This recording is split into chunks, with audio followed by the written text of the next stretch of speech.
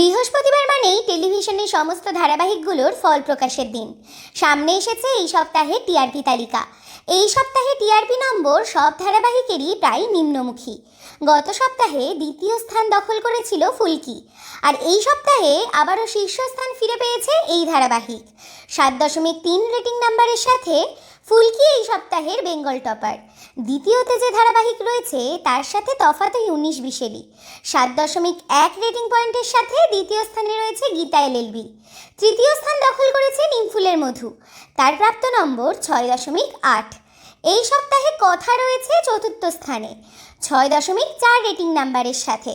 পঞ্চম স্থানে রয়েছে একসাথে 3টি ধারাবাহিক, জগদ্ধাত্রী, উড়ান ও শুভবিবাহ। এই 3 ধারাবাহিকের প্রাপ্ত নম্বর 6.2। ষষ্ঠ স্থানে রয়েছে দুটো ধারাবাহিক, কোন গোপনে মন ভেসেছে ও রোশনাই, তাদের প্রাপ্ত নম্বর 6.1।